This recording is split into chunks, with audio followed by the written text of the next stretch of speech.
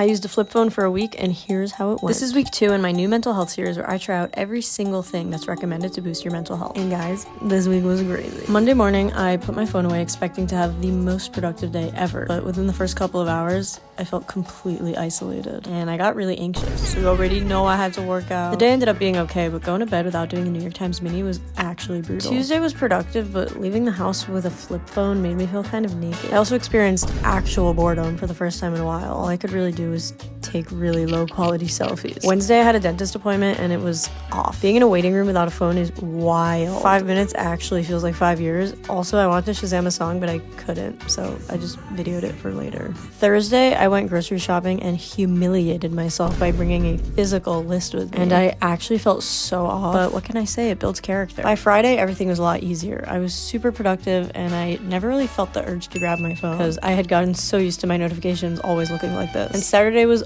obviously the easiest because I unplugged for 25 hours every week because I'm an Orthodox Jew. But overall, throughout the week, I barely had the urge to check my phone, which was pretty cool. So, did a phone detox help with my mental health? Yes. First of all, the FOMO thing went away very quickly because people would just tell me the things that I needed to know, like TikTok being banned, even though that didn't even happen. Not only that, but I felt way more inclined to spend more time on mindless things like making dinner. It didn't feel like a tedious task anymore, and I wouldn't dread doing the dishes like I usually would. But by far the most eye-opening part of this entire experience was actually seeing how addicted everyone is to their phone. It's one thing to say like, oh, we have a problem, we're always on our phones, but it's another to actually step outside that world and see firsthand just how bad it is. Every single person I interacted with was either holding their phone, on their phone, or looking for their phone. And it was honestly kind of scary. We've all become accustomed to having our phones be an extension of ourselves, but calling it a phone doesn't make it any less of a drug. Our society is totally.